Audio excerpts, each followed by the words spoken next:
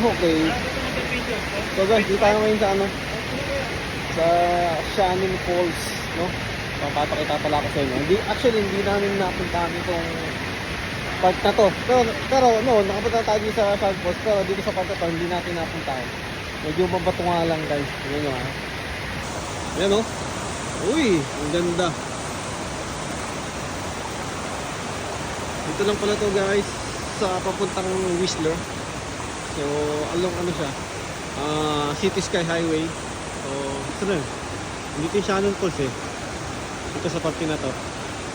So, pinuntahan lang natin itong lugar na to. Itong part na to. Ayan.